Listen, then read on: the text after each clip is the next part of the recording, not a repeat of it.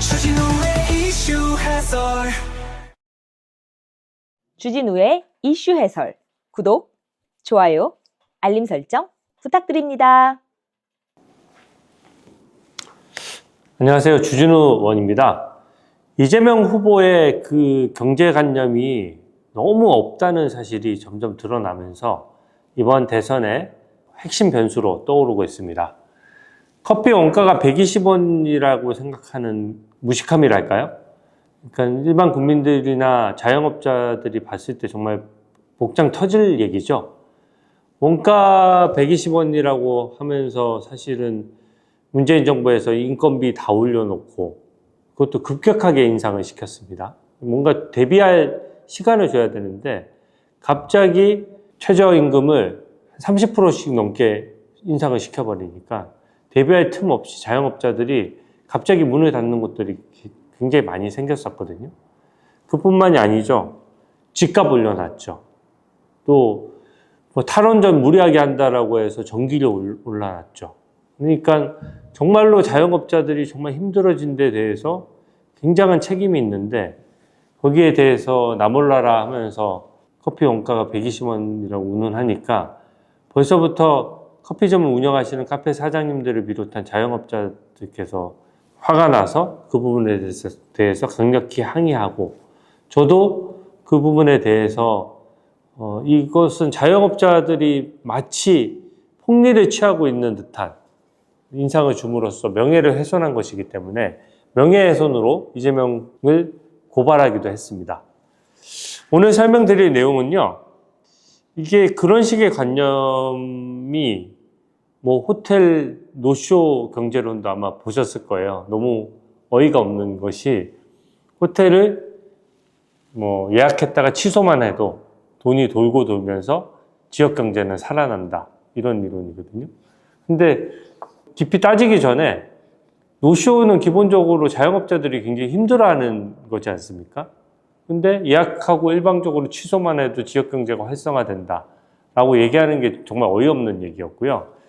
호텔 노쇼론 자체가 뭔가 풍자를 위해서 만든 건데 이 풍자를 통해서 그런 거는 있을 수 없다는 식으로 만들어 놓은 것을 좀 무식하게 그것을 따다가 무슨 대단한 경제 이론이냐 기본소득 관련된 논거로서 그 그림을 제시를 했던 거죠.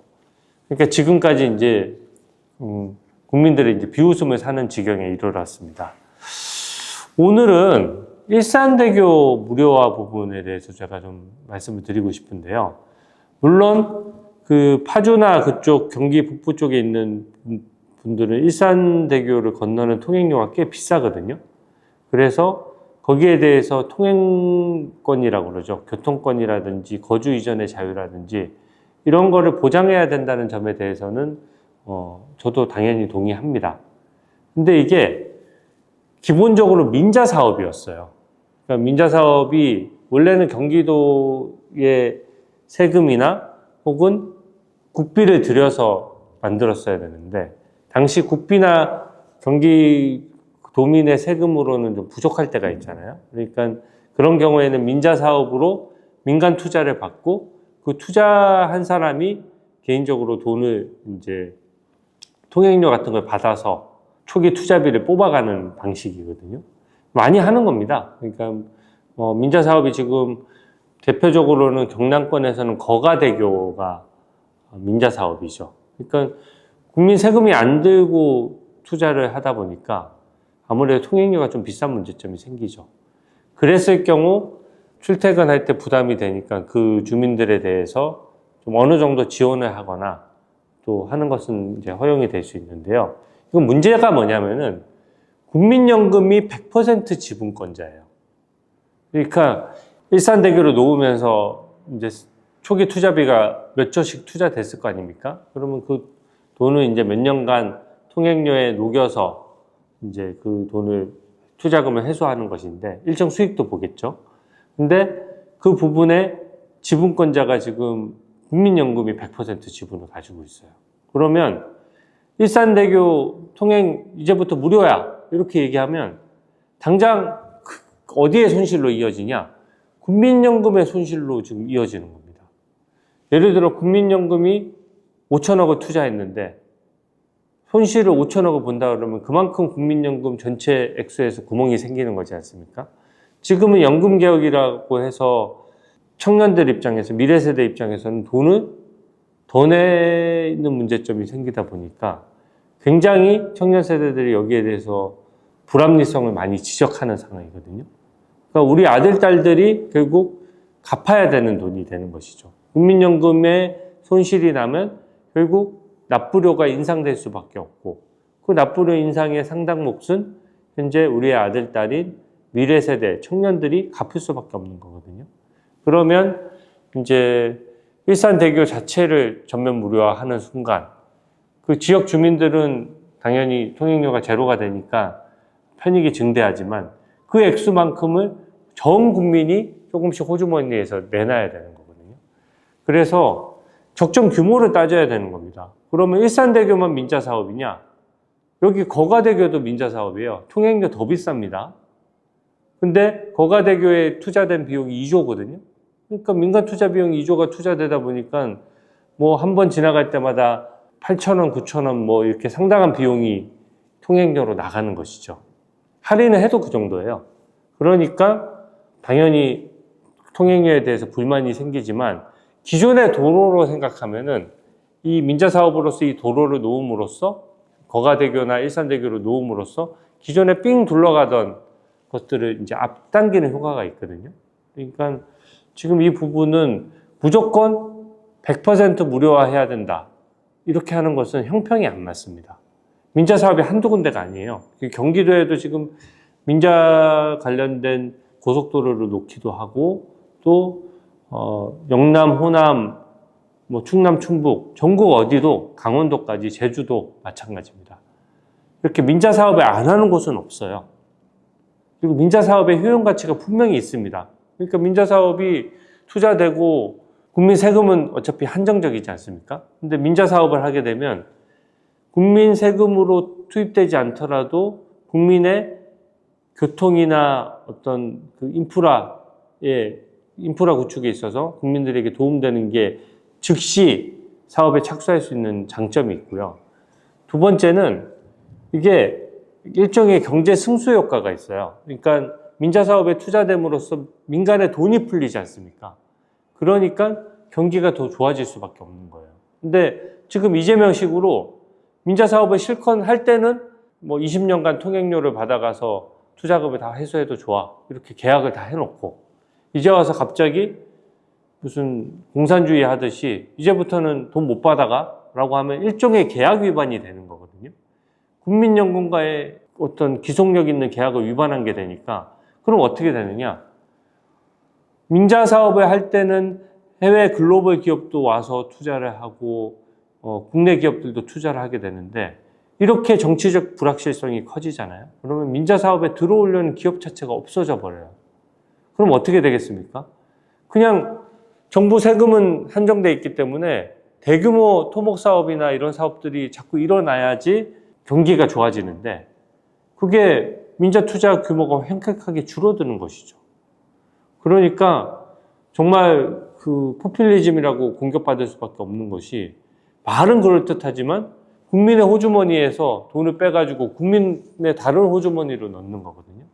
그러면서 민자 사업도 언제든지 초기 약속과는 달리 투자금을 회수 못하도록 그냥 잘라버릴 수 있다는 잘못된 선례를 남김으로써 민자 사업 자체를 규모가 확 축소될 수밖에 없게 만드는 거거든요. 이거는 경제적으로는 대한민국 전체에 엄청난 손실입니다.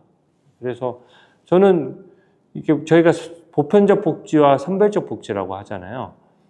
이재명이 아무리 중도 보수라고 주장해봤자 이렇게 보편적 복지라 그럴까요? 복지라는 이름을 달기도 좀 위험합니다. 그냥 국민 전체에게 퍼주기 정책인 거죠. 그러면 그런 식으로 일산대교가 무료화되면 거가대교도 무료화해줘야 되거든요. 광주에 있는 도로들, 고속도로들, 민자로 했던 모든 사업들에 대해서 다 무료화할 겁니까? 그러면 이제 민자 사업은 불가능하고 손해배상 청구 소송도 막 들어올 거예요. 그래서 이재명이 경기도지사 시절에 자기가 대선에 출마하게 돼 있으니까 인기 끌려고 인기 영합이죠. 포퓰리즘으로 일산대교 무료화를 하겠다라고 하고 공익처분이라는 이유로 국민연금의 수익권을 그냥 경기도지사의 권한으로 박탈을 시켜버린 겁니다. 그러니까 문재인 정부 입장에서도 황당하잖아요. 그러니까 문재인 정부 입장에서도 그것을 원상복구할 수밖에 없었고, 어제 이제 이재명 후보가 그것을 마치 윤석열 정부에서 일산대교 무료화를 막은 것처럼 얘기를 했다가 지금 허위사실 유포에 고발될 예정으로 있는 거죠. 근데 이 부분은 이재명 후보가 이런 식으로 해서 일산대교 무료화를 지난 대선에서 발표하고 경기도지사직을 던지고 나오다 보니까 결국 국민연금과 경기도 사이에 소송이 붙었어요. 누가 이겼을 것 같습니까? 당연히 국민연금이 이겼어요. 국민연금도 우리 돈이잖아요, 국민연금이. 저도 내고 국민 여러분도 내는 전체적인 우리 국민의 그 노후수단 아닙니까? 근데 국민연금 입장에서 뻔히 투자한 돈이 있고 그 투자한 돈에 따라서 수익을 얻어야지 국민연금이 운영이 되는 건데, 그것을 갑자기 수익을 얻지 말라고 하니 당연히 이걸 소송 안 하면 배임이죠. 그래서 소송을 제기한 겁니다. 그래서 어떻게 됐냐? 당연히 1심, 2심, 대법원까지 다 국민연금이 이겼죠. 이게 뭐냐는 거예요. 이게 일 잘하는 겁니까? 여러분, 일 잘한다는 거는요, 일을 하고 소송이 걸릴 수도 있죠. 하지만 소송에서 이겨야 일을 잘하는 것이지, 마음대로 질러가지고 국민들이 그런가 보다라고 해서 헷갈리게 해놓고 나중에 소송에서 다 져서 그 돈을 다시 경기도민의 혈세로 다 개원해야 되고 다 국민연금에 지급해야 된다면 그게 어떻게 일을 잘하는 거겠습니까? 오히려 혼란을 불러일으킨 것이고, 소송 비용이라 그럴까요? 소송 비용만 날렸죠. 변호사도 선임했어야 되고, 속가에 따른 국민연금이 승소했으니까 국민연금의 소송 비용까지 이쪽에서 다 대줘야 되거든요. 그러니까 엄청나게 무능하다는 거예요. 그리고 경제관념이 어떻게 민자사업에 대한 기본적인 이해가 없는 거 아니냐는 거죠. 그래서 이 부분과 관련해서는 굉장히 포퓰리즘적으로는 일부 출퇴근하시는 분들은 겨냥한 것일 수는 있어도 전체적인 대한민국의 경제에는 엄청나게 안 좋은 것이고, 그분들조차도 만약에 교통약자가 있다면 선별적으로 도우면 됩니다. 교통바우처 같은 거를 해서 정부 재정이 허락하는 범위 내에서 또 다른 지역과의 형평성도 고려하고 여러 가지 점들을 고려해서, 또 국민연금의 수익률이 과도하게 높으면 그걸 좀 낮추는 거나 이런 식의 협의는 추가로 가능하겠죠. 근데 그런 식으로 해결해야 될 문제를 무조건 무료화하겠습니다. 제가 대통령 되면 국민연금도 제가 마음대로 할 수 있으니까 무료화해도 되잖아요. 이렇게 얘기하거든요. 그것도 굉장히 무식한 소리예요. 국민연금은 정치 권력이 관여할 수 없도록 하기 위해서 운영본부나 이런 것들을 다 독립시켜 놨어요. 그러니까 정부가 국민연금 보고 이거 포기하라고 하면 그 자체로 직권남용입니다. 그래서 그게 문제되는데, 지금 이재명 씨 사고는 뭐냐면, 내가 대통령 됐으니까 일산대교 무료화 해주고 국민연금 손해나는 거는 뭐 내가 대통령으로 말 한마디 하면 되는 거 아니야, 이런 식의 굉장히 위험한 사고거든요. 국민연금은 우리의 노후자금이기 때문에 정치 권력이 아무리 대통령이라고 하더라도 함부로 여기에 대해서 배나라 감나라 할 수가 없는 것이죠.